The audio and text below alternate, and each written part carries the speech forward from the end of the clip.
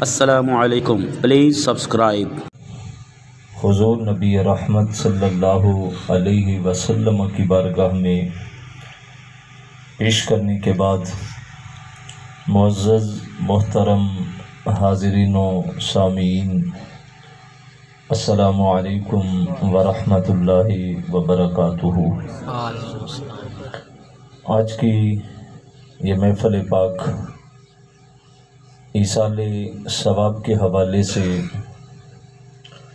ہمارے میزبان عالی مرتبت جناب رانا بابر صاحب، رانا علی اور رانا حسن صاحب نے اپنے بزرگوں کے ایصال ثواب کے لیے جناب حاجی محمد ارشد مرحوم کے ایصال ثواب کے لیے اس محفل کو منعقد کیا۔ اللہ کی بارگاہ میں دعا ہے کہ اللہ اس بزم کا ایک ایک لمحہ اپنی بارگاہ میں قبول اور منظور فرمائے۔ اختصار کے ساتھ میں چند باتیں آپ کے گوش گزار کر کے اپنی معروضات کو سمیٹوں گا۔ اللہ تبارک و تعالی حق بات کہنے کی، سننے کی اور اس پہ عمل کی توفیق نصیب فرمائے۔ کسی بھی شخص کے بحالت ایمان دنیا سے چلے جانے کے بعد اہل ایمان کا یہ معمول ہے کہ وہ اپنے جانے والوں کو دعاؤں میں یاد رکھتے ہیں۔ نام آپ اس محفل کو کوئی بھی دے سکتے ہیں، کل کا نام دے دیں، چہلم کا نام دے دیں، دسویں کا نام دے دیں، سالانہ دعائیہ تقریب کا نام دے دیں، برسی کا نام دے دیں، لیکن یہ بات ذہن نشین رکھیں کہ ان اجتماعات کے بنیادی طور پر 3 مقاصد ہوتے ہیں جن کے لیے ہم ان پروگراموں کو منعقد کرتے ہیں۔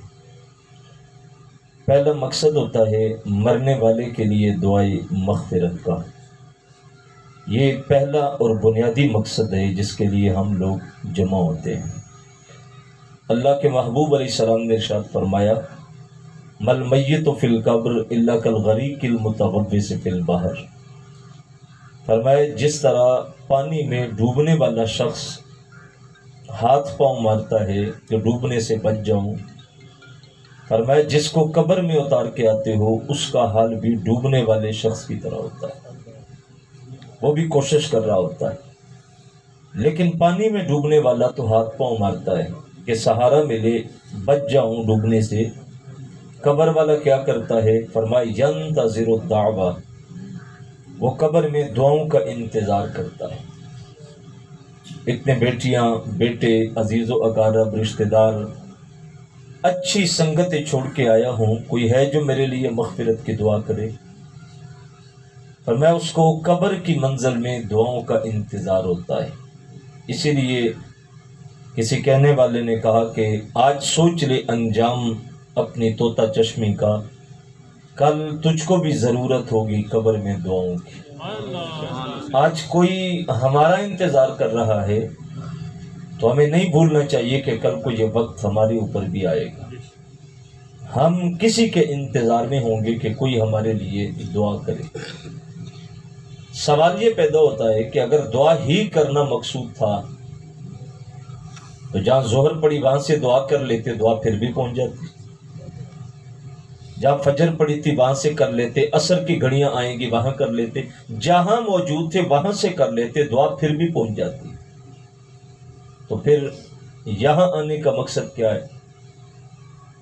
جن کے عزیز و اقارب رشتہ دار جدا ہو جاتے ہیں ان کے پاس جا کے دعا کرنے کا مقصد کیا ہوتا ہے؟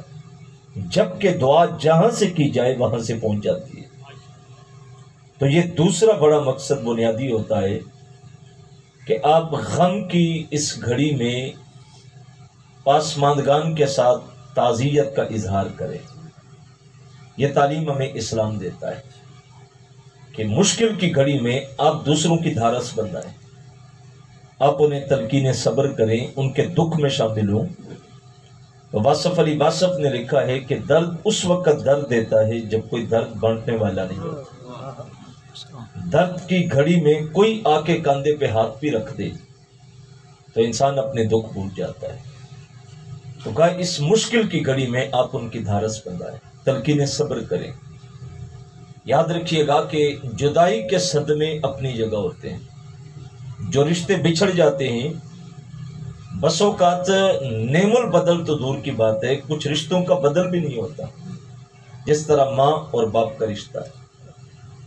یہ دو رشتے ہیں جن کے ساتھ ہمیں اسلام نے مضبوطی کے ساتھ جڑے رکھنے کی تلقین کی۔ آپ جانتے کہ جب میرے اور آپ کے آقا مولا صلی اللہ علیہ وسلم تشریف لائے تو اس معاشرے کے اندر سکے بیٹے سکی ماؤں کو منڈیوں میں بیچتے تھے، اور انسانوں کی منڈیاں ایسے لگتی جیسے ہمارے ہاں جانوروں کی منڈیاں لگتی، اور ناپ تول کر کے وزن کر کے بیچا جاتا تھا۔ لیکن اللہ کے محبوب علیہ السلام تشریف لائے تو میرے حضور نے ماں کو عزت بخشی، آسمانوں سے جنت کو کھینچ کے ماں کے قدموں کے نیچے رکھا، اور اولاد کو حکم دیا کہ یہ خرید اور فروخت کی چیز نہیں ہے بلکہ تیری جنت اس کے قدموں کے نیچے رکھی گئی۔ اور ارشاد فرمایا الجنت تحت اقدام الامہات، فرمایا جنت ماں کے قدموں کے نیچے، اور ایک روایت میں فرمایا الجنت تحت اقدام الابوین، فرمایا جنت ماں اور باپ دونوں کے قدموں کے نیچے۔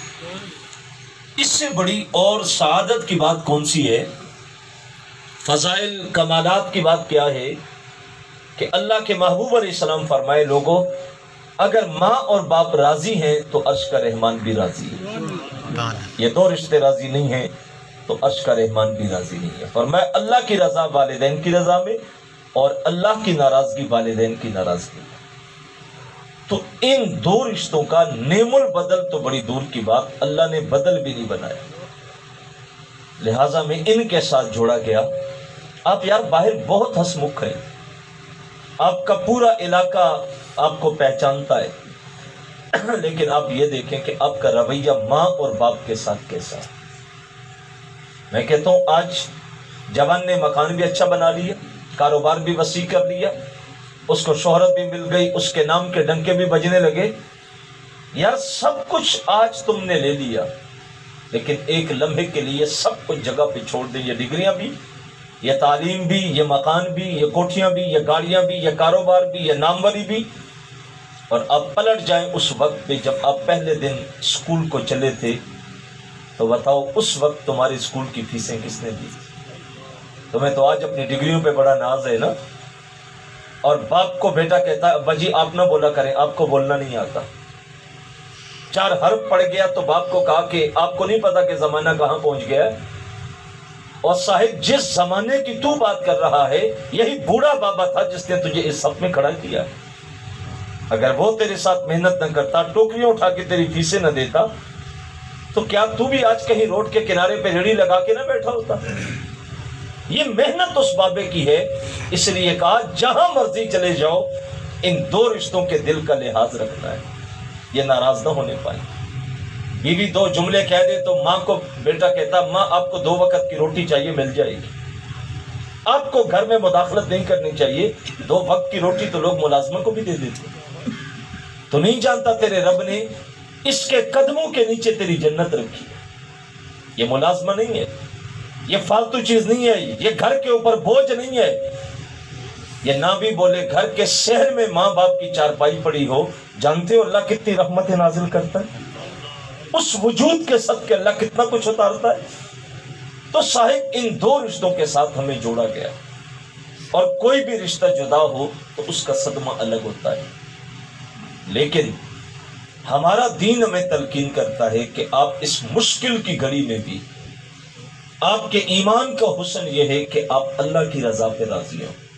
کوئی بھی رشتہ چلا گیا، جوان بیٹا چلا گیا، بوڑھے ماں باپ چلے گئے، اولاد چلی گئی، بہن بھائی چلے گئے، تو اذیت تو ہوتی ہے، رشتوں کی جدائی کا صدمہ تو سہنا پڑتا ہے، لیکن اسلام یہ تعلیم دیتا ہے، ایمان کا حسن یہ ہوتا ہے کہ بندہ اللہ کی رضا پہ راضی ہو جائے، جو بھی ہوا اس کی مرضی سے، اس نے لکھا تھا اس کی مرضی تھی، ہو گیا۔ اب ظاہر ہے کہ اس گھڑی میں اس غم کا اظہار تو ہوتا ہے. فرمایا گیا دو طریقے شیطان کی طرف سے ہیں، دو طریقے رحمان کی طرف سے. کسی کی جدائی میں آنکھیں برسیں، دل غمزدہ ہو، تو یہ دو طریقے فطرت کے عین مطابق ہیں. ان کے اوپر قدغن نہیں ہے، پکڑ نہیں ہے، مواخذہ نہیں ہے. اللہ کے محبوب علیہ السلام اپنا بیٹا دفن کر رہے ہیں تو حضور کی چشمان سے آنسو نکل رہا ہے. تو کسی نے سوال کر کے پوچھا یا رسول اللہ صلی اللہ علیہ وسلم آپ بھی روتے ہیں؟ تو اللہ کے محبوب فرمایا میرا دل غمزدہ ہے، میری آنکھیں برس رہی ہیں، لیکن محمد کی زبان وہی کہے گی جس سے رب راضی ہو. یعنی زبان سے ایسا کلمہ جو اندر شرع ناپسند ہو. جوان میت ہو جائے، معصوم بچے رہ جائیں تو بس ہوگا لوگ کہتے ہیں اللہ تجھے ترس نہیں آیا. کس بات کا؟ کیونکہ بچے معصوم رہ گئے، سہارا چھن گیا. اور سہارا تم نے پیدا کرنا، اس نے کرنا ہے. وہ ایک سہارا لے رہا ہے، اس سے قبل نہ جانے اس نے کتنے سہارے اور پیدا کر دیے. جو وہ کرتا ہے وہ کوئی نہیں جانتا. اور میں کہ اسرائیل سے پوچھا گیا کہ تو اتنے لوگوں کی روح قبض کرتا ہے، کبھی تجھے رحم نہیں آیا؟ اس نے کہا دو مواقع ایسے آئے تھے، میرا جی نہیں چاہ رہا تھا لیکن اللہ کے حکم کا پابند تھا. کہا ایک کشتی تھی، رات کا وقت تھا، اور جب طوفان آیا تو وہ کشتی ٹوٹ گئی، لوگ ڈوب گئے. ایک بھٹے کے اوپر ایک خاتون اور اس کی گود میں ایک معصوم بچہ دودھ پیتا. رات کا اندھیرا، اللہ گئے، برستی بارش، مچا ہوا طوفان، اور مجھے اذن ملا کہ اس عورت کی روح قبض کر. میں نے کہا مالک اس کی گود میں معصوم بچہ ہے، رات کا اندھیرا، بیچ پانی کے، یہ کہاں جائے گی؟ لیکن جب مجھے اذن ملا تو میں نے اس کی روح قبض کر دی. کہا مجھے بڑا رحم آیا. کہا دوسرا موقع؟ کہا ایک بادشاہ تھا جس نے دنیا میں اپنے لیے جنت ارم بنائی، اور اس نے اس کو نقش پہ بناتے بناتے جب کئی سال گزر گئے اور جنت تیار ہو گئی تو وہ افتتاح کے لیے آنے لگا تو اسرائیل کو حکم ملا کہ اس کا ایک پاؤں دروازے سے اندر ہو، ایک باہر ہو. وہ کہتے ہیں کہ میں نے سوچا کہ اللہ اس نے اتنا پیسہ لگایا، ساری زندگی اس نے انتظار کیا، اور آج اس کو دیکھنا بھی نصیب نہیں ہو رہا کہ محنت کر کے بنایا اور جنت کو تیار کیا، آج دیکھنے کا موقع آیا تو اس کی روح قبض کر لو. ایک پاؤں اندر ہو، ایک باہر ہو. لیکن اللہ کے حکم کا پابند تھا، میں نے اس کی روح قبض کر لی. پوچھا گیا اسرائیل جانتے ہو اس بچے کا کیا بنا، یہ کون تھا؟ کہا مجھے اس سے غرض نہیں، میں حکم کا پابند ہوں. آواز آئی جس بچے کو تم پانی کے اندر ماں کو لے کے چھوڑ آئے تھے، اللہ نے اسی بچے کو جوان کر کے بادشاہ بنایا. جس کی روح قبض کی یہ وہی بچہ تھا جس کو چھوڑ کے آئے. صاحب انسان کی عقل وہاں تک نہیں پہنچتی جہاں سے آگے اس کی حکمتوں کا آغاز ہوتا ہے. بے شک. لہٰذا اللہ کی رضا کے اوپر راضی رہنا کا یہ دو طریقے رحمان کی طرف سے ہیں اور دو طریقے شیطان کی طرف سے. کسی کی جدائی میں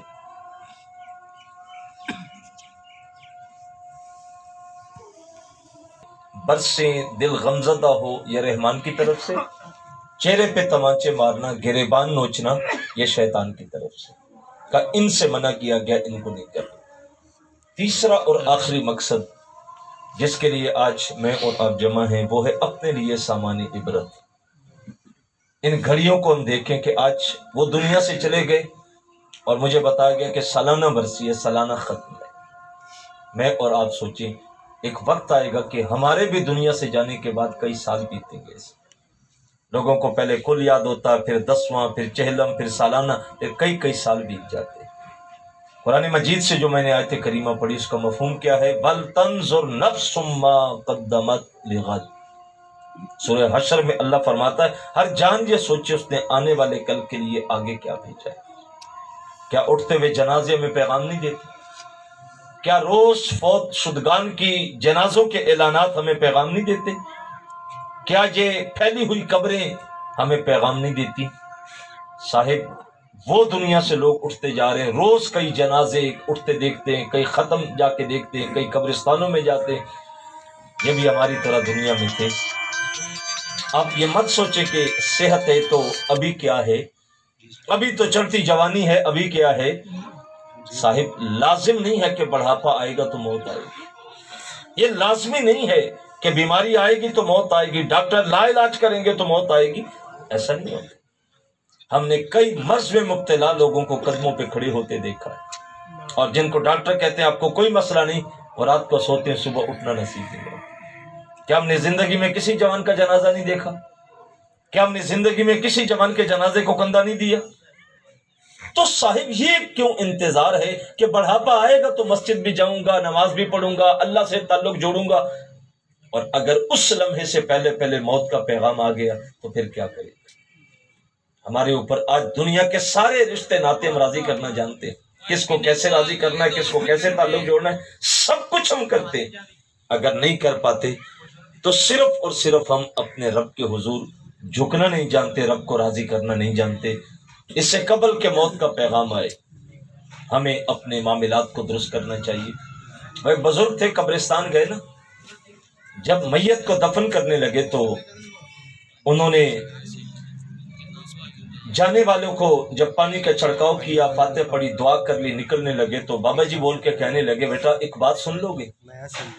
اچھا زمانہ تھا کہ لوگ بڑوں کی قدر کرتے تھے۔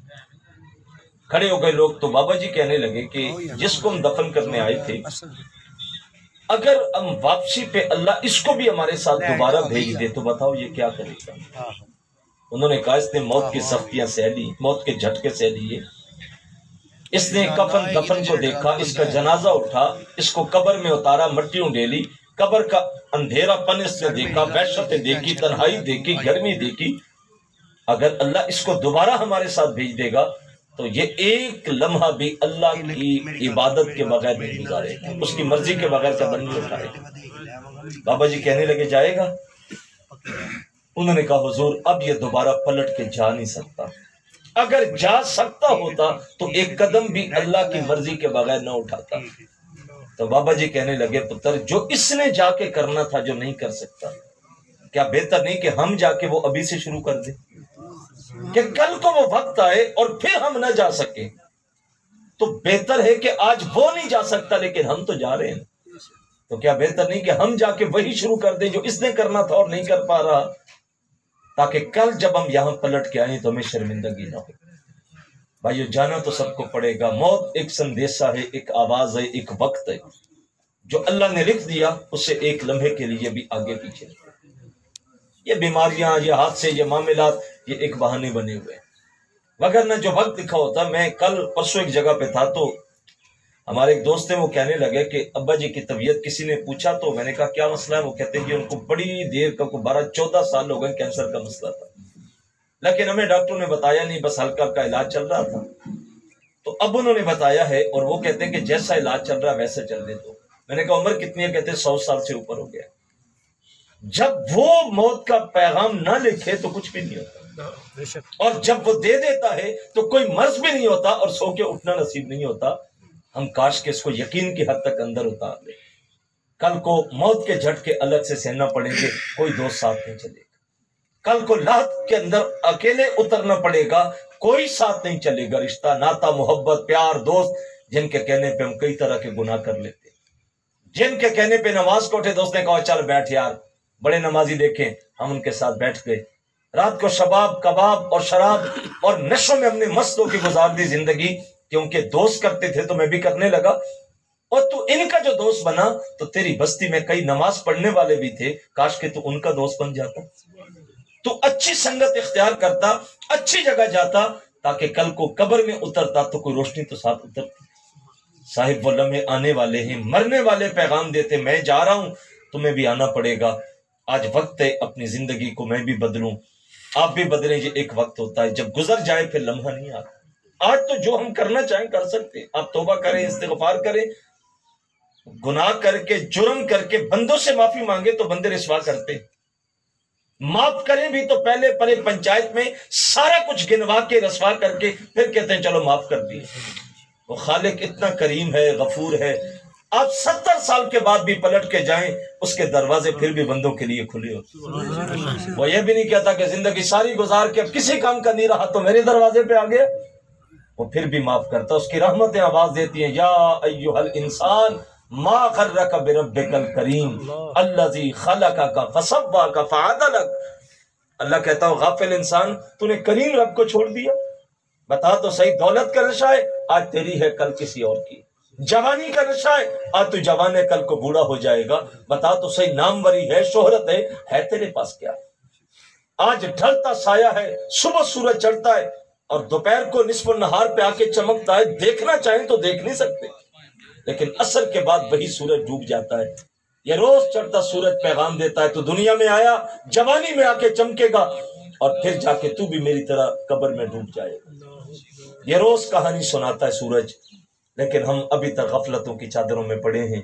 میرے بھائی اٹھیے گا، اس کی رحمتیں آواز دیتی ہیں۔ ایک بابا جی کو دیکھا بازار میں کھڑے تھے، آخری بات ہے، رونے لگے۔ پہچاننے والوں نے کہا حضرت کیا ماجرا ہے؟ کہا یہ بازار والوں کی اللہ کے ساتھ صلح کروا رہا ہوں، ان کو کہہ رہا ہوں جھوٹ نہ بولو، ناپ تول میں کمی نہ کرو، ملاوٹ نہ کرو، جو اللہ رسول کہتا کرو تو میری رزق دے گا۔ تو کہا رو کیوں رہے ہو؟ کہنے لگے اللہ تو مان رہا، بندے نہیں مانتے، یہ گناہ چھوڑنا نہیں چاہتے، جھوٹ نہیں چھوڑتے، ناپ تول میں کمی نہیں چھوڑتے، ملاوٹ نہیں چھوڑتے۔ چند دن گزرے، دیکھا وہی بزرگ قبرستان میں کھڑے تھے بیچ قبروں کے۔ کسی نے کہا بابا اب کیا ماجرا ہے؟ کبھی بازاروں میں روتے ہو، کبھی قبرستانوں میں۔ کہنے لگے پتر وہی پہلے والا کام ہے، یہ جو قبروں میں لیٹے ان کے اللہ کے ساتھ صلح کروا رہا ہوں۔ تو کہا پھر آج کیا ماجرا ہے؟ انہوں نے کہا ماجرا یہ ہے کہ آج قبر والے مانتے ہیں، اللہ نہیں مانتا۔ وہ کہتا تجھے میں نے چڑھتی جوانی دی تھی، صحت دی تھی، دولت دی تھی، ایک لمحے کے لیے بھی تو میری طرف نہیں آیا۔ صاحب آج وقت ہے، جب تک سانسیں چل رہی ہیں اس نے توبہ کے دروازے کھلے رکھے، اللہ کی بارگاہ میں دعا کریں گے اللہ مرحوم کی بخشش اور مغفرت فرمائے، ان کی قبر پہ اللہ کروڑوں رحمتوں کا نزول فرمائے، مجھے اور آپ کو اللہ مرنے والوں سے عبرت کی توفیق دے۔ وما علیہ الا البلاغ المبین۔